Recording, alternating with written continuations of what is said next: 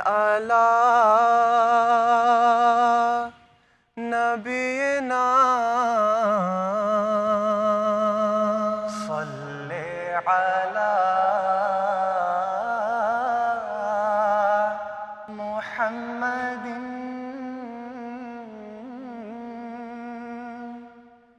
يا عين فيض الله والعرفان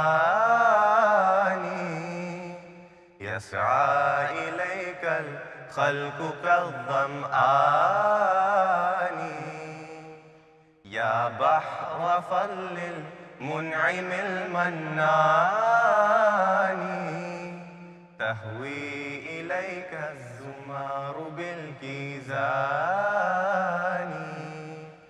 يا شمس ملك الحسن والإحسان نورت وجه البر والعمران يا شمس ملك الحسن والإحسان نورت وجه البر والعمران إني أرى في وجهك المتهلل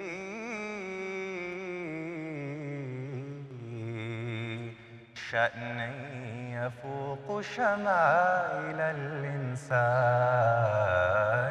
يا عين فيض الله والعرفان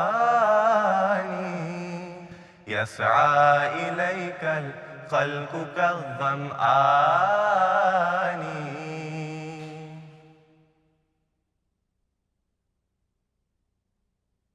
Jazakumullah for that beautiful qasida.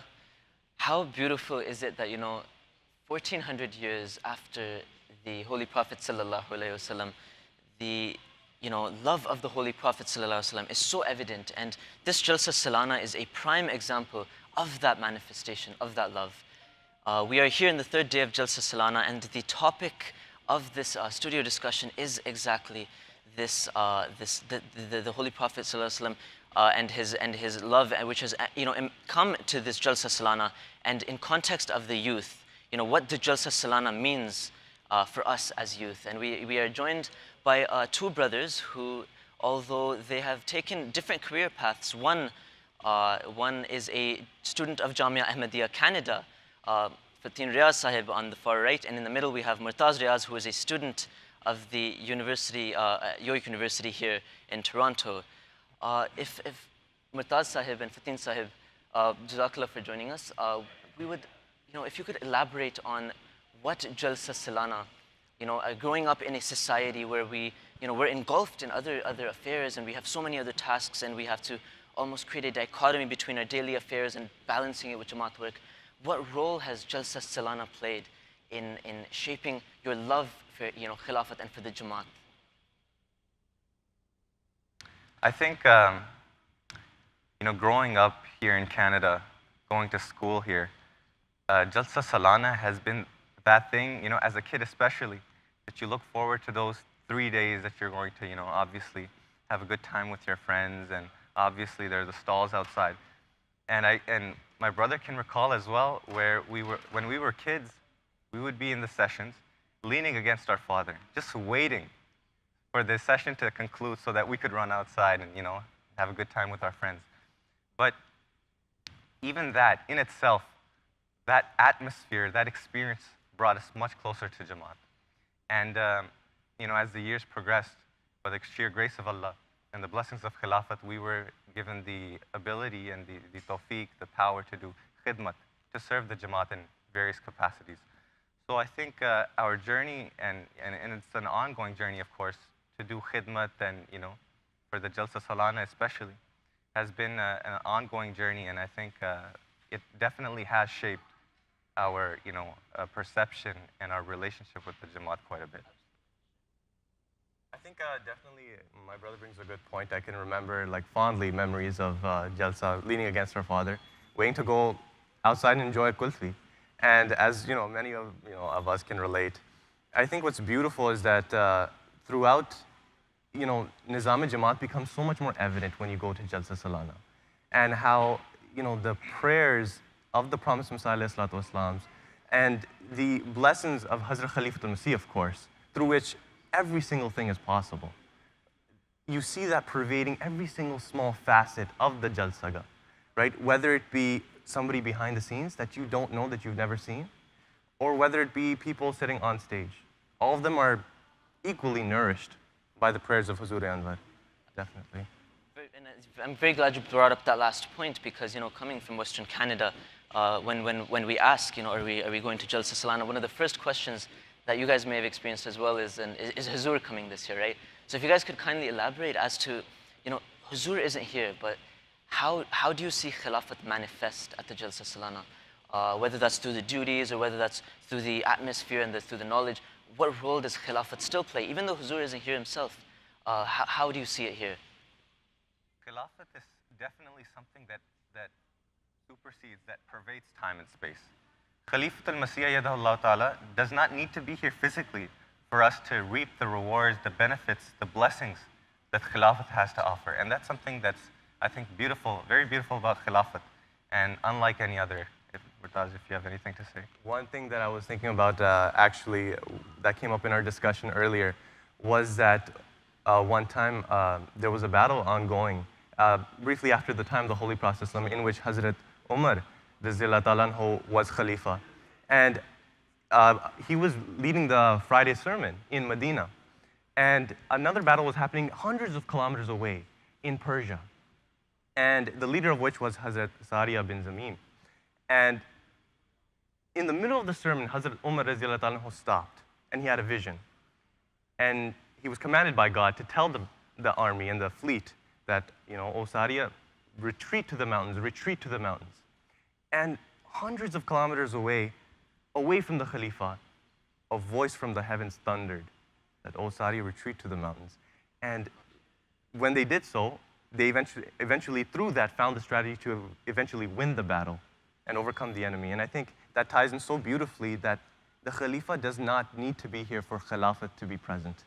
So that's a very beautiful story you brought up, and I'm glad you did, because at the end of the day, everything we're doing here at Jalsa Salana, whether that ranges from our duties, everything, whatever task that some people may consider menial, or maybe if we're involved in various departments, whatever task it is, that guiding hand of Khilafat is always there. And in light of these duties, if you could, perhaps elaborate on, and as youth, and I recall when I was younger, I used to perform various duties, right? And we see it now as well. We see kids walking around and they are, serving water, very young kids. It's very, good to see that there's young kids involved in various regards. So how has, this level of khidmat impacted you as you grew up in a society, in a Western society? How has it molded you as a person, and how has that evolved over time? I mean, it definitely has molded me as a person, I can say, and I think my brother can attest to this as well. And something that really, puts that level of khidmat for me into perspective, so to speak, is when I walk into the hall, when I walk into the langar hall, and I see all of the volunteers with a smile on their face, serving the guests of the Promised Messiah alayhi salatu wasalam. And my mind immediately jumps to, there's an Arabic couplet of the Promised Messiah alayhi salatu wasalam, and many of our elders are aware of this couplet. And in fact, an elder of the Jamaat yesterday told me that this couplet was in fact plastered on in the langar at Rabwa, and it was displayed over there. And the couplet goes, Lafazat al-mawa'idi kana ukuli. The Promised Messiah ﷺ says that I was the one who used to eat the breadcrumbs off the dinner table. And then in the next couplet, he says, Lafazat al-mawa'idi kana ukuli, sirtul yoma mat'amul ahali. That now it is me who is serving this army of Ahmadiyyat, family upon family. And for me personally, I think that's very humbling, that a prophet of Allah is saying that I used to be the one who used to eat, the crumbs of other people. And here, what do we see in our Jalsa Salana? We walk into the hall, the dal is placed in front of us. The aloo gosht is placed in front of us. Absolutely. The utensils are there. Yeah. The company is there. The blessings, you can literally feel them. And so for me personally, I think that's something that really brings my attention towards the blessings of Khilafat and, of course, the promised Messiah. Sure, that's in Jazakallah for that, because whenever I even speak with some friends that come over for a Tabligh event, they're like, oh, this was all cooked by volunteers. And it's amazing to see, and I'm like, you should come to our Jalsa Salana and see the level of work that happens there, right? It's a very amazing event, an auspicious occasion for everyone to gather, especially for our youth. The Holy Prophet ﷺ said that when two believers gather, it is like two swords sharpening each other. So these are the benefits that we can reap, and especially as youth, we understand the value that Jalsa has, and we should recognize that. And it is now the final day of Jalsa Salana, and at this point, I would like to hand it over to Adam Sahib, who is in the Jalsa Gah, and as the final proceedings of the Jalsa begin, we would like to ask him to perhaps describe the aura and just let us know what's about to happen from here. Jazakumullah.